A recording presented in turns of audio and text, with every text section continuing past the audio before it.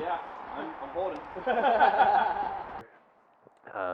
There's a little corner that I hide in, and I pop out, and I go, you'll see that there's many things that you'll learn about the Fierstein family. Like, for one, I am just a distraction. And then that portrait will drop, and they'll be distracted looking at me, so that noise will just make them go, ah!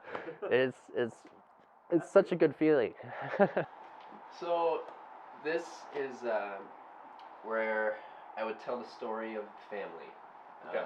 the Fierstein family. Skyler Evans from Green Bay, Wisconsin, debuted in 2018. And Skits tries to relay the message here that the freaks, as they call us, we were all cast aside, treated as garbage, and now we're powerful enough to make the people that made us feel bad feel even worse. Mm-hmm. And it's really fun to be able to relay that story and be able to communicate with customers and really let them in on the experience rather than just going to a haunted house. You know? I trained at the Dojo of Pain with Shane Hills. He's taught me a lot and about being a better person and about in-ring work. Very intelligent man. But you want to take a little more of a tour of this place? Check it out? Sure, why not? This would be your way. Let it begin.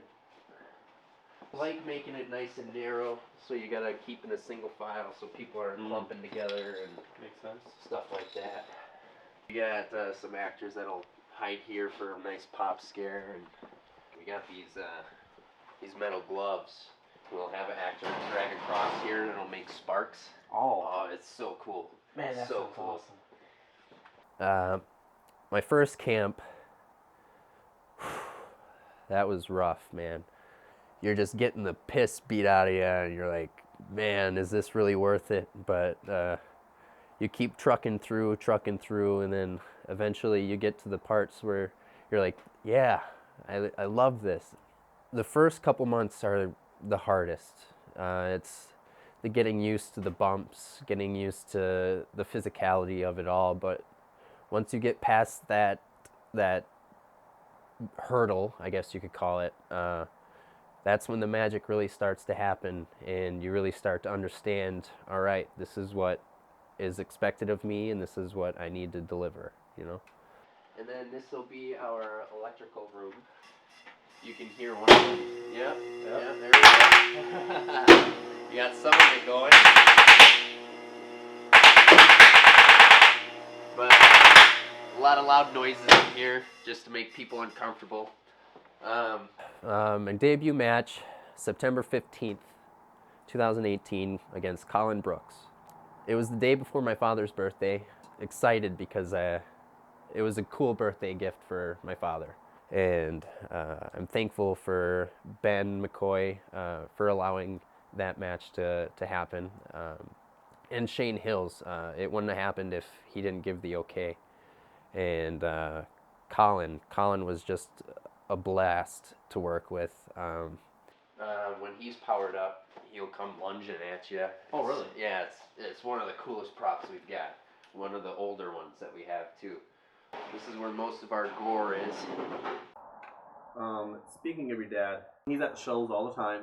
How did all that come about as far as like his interaction, his involvement, and just the overall his support of you and everything? Well, when I first started watching wrestling, 2002, 2003, he introduced me to Eddie Guerrero and Rey Mysterio. And I would sit on the couch with him and watch Friday Night SmackDown, and that's where it really all began. Heads, and this animatronic is awesome. That guy will lower in the meat grinder, and that stuff will come out of the bottom. Okay. Just one of those rooms where you're like, oh, I need to get out of here. You know he looks like Hulk Hogan. He's looked like that ever since I was born. Like, I've never seen him without that mustache ever in my life. My brothers would always say, oh, he's Hulk Hogan, he's Hulk Hogan. And of course, little 2-year-old me, I'd be like, oh, my dad's Hulk Hogan. So, like, we got a nice puppet around the corner here that's really nice. Whoa. Oh, that's awesome. Yeah, it's a lot of fun. And then there's some controls on here that have rat noises and stuff like that.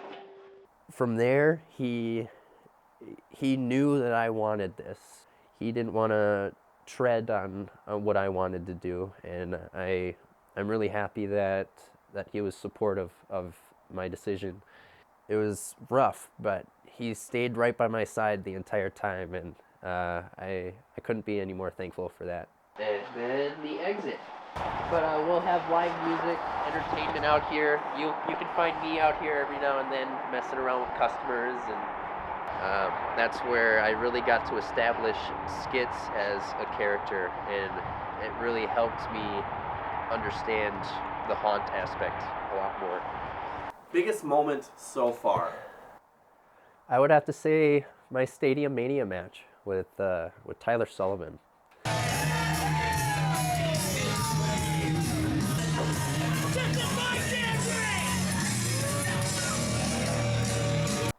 I can't describe the feeling I got when I walked through that curtain as skits for the first time. It was so surreal.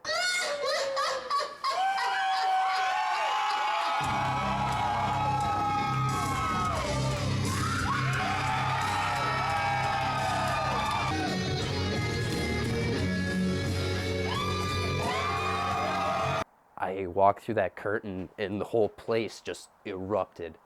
And I've never experienced something like that before. And like looking back at it now, I am unbelievably thankful for that moment. Nice try!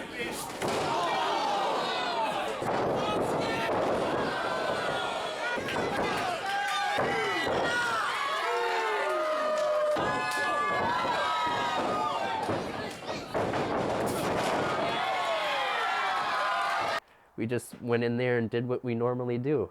And I think it's really cool that people think that match was something special. And that was the debut of your skits character, wasn't it? Yeah. Your wrestling debut of him. Yeah. And it was so cool.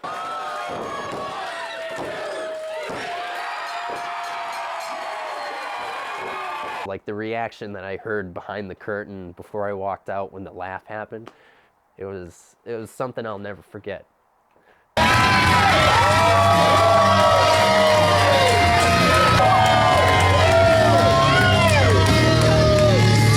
Someone who helped introduce you to wrestling, Jerry Styles.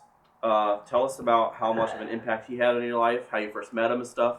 I met Jerry here at Green Bay Fear, and right away I knew we were going to click because I walked up to the manager trailer to sign in, and he's got Arrive, Raise Hell, and Leave t-shirt on. And I was like, I know exactly what that is. And he's like, you do? All the boomsticks. Yeah. The dynamite. Here, like, we'll do that same thing with the lasers and the smoke, and you'll just see like a wall of cool smoke designs. And we just started talking wrestling right away. A couple weeks in, he goes, have you ever thought about being a wrestler? And I was like, yeah. And he's like, well, I used to wrestle, and I know some guys, and I can get you hooked up. Of course, I was an excited little 16-year-old kid, you know? I'm just like, oh, yeah, please. This is one of my favorite places in the haunt, just because of how out there it is. Like, there's just so much random and amazing scares that you can get. Jerry, from there, we waited until the summertime because it was in the middle of winter. He started taking me to Shane's dojo, and him and I would work for a couple hours every day, and he would just show me some stuff, some chain work, punches, kicks, stuff like that. And we just bonded, you know, we got to know each other really well. When I first got the Freddy mask, we stopped at a gas station that's over by Shane's house, and he goes, put that on. I was like, what? Put it on and go in? And he's like, yeah, put it on and go in there. And I want you to just yell, where are the beef sticks? tiny little gas station. There's like one person working and there's another customer in there. And they're talking to each other, and I just walk in this Freddy costume, and I just yell, "Where's the beef sticks?" And they just look amazed. And the guy behind the counter goes, he just points. It was hilarious, and that was just the kind of stuff that him and I got into when we would hang out together. Man, it's so weird walking through here in the wintertime. I got to watch him wrestle at Stadium Mania 4 in an 8-man tag match, and that was the only time I had ever seen him work a match before. Jerry was supposed to be my first match, and unfortunately, he decided to do some questionable things and take his own life, and man, that really hit. That hit me harder than anything I've ever been hit with before. All of my respect to Ben, because he was the guy that gave me that call and let me know. He didn't want me to find out online. He didn't want me to find out any way else. He called me. I'll never forget it. It was Black Friday, and I was at the mall with my friend.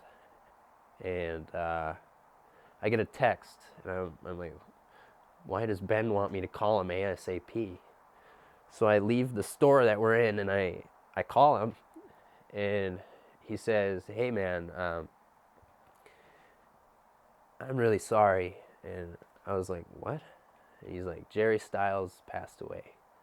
And I dropped to the floor. I dropped to my knees and just started bawling. Like, life really grabbed me by the back of my head and really just yanked on my hair, you know?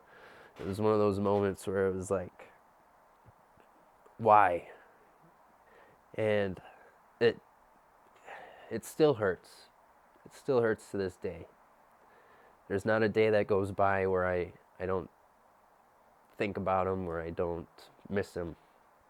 And it's really hard because this was a journey that he began with me, and it's a journey that I have to continue on by myself.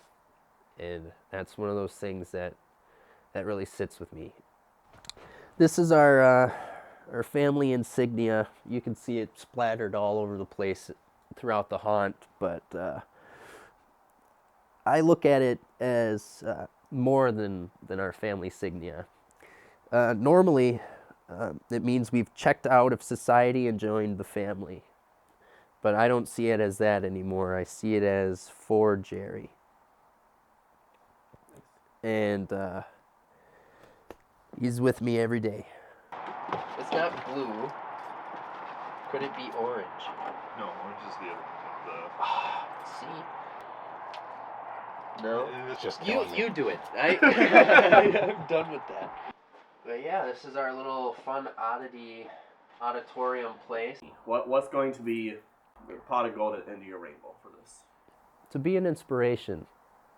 To let people know that even though that you are small, you are the underdog, if you put your mind to it, you can do anything you want. Would be if I had somebody coming in to train and be like, I'm training because of you, you know? I want to be like you. Like that would feel so, that would be the icing on the cake for me, like being an inspiration. So that would be the one. Hey, this is Skyler Evans, and you just checked out Between Counts with TJ. Be sure to check out their YouTube channel, like the video, and subscribe. Be sure this October season to come check out Green Bay Fear Haunted Attraction, where you'll see skits. And you can check me out on Instagram, Facebook at Skyler Evans. And be sure to check out my online merch store at Pro Wrestling Tees. All you have to do is search Skyler Evans or Skits, and you'll find me. Carve it up, and TJ will see you next time.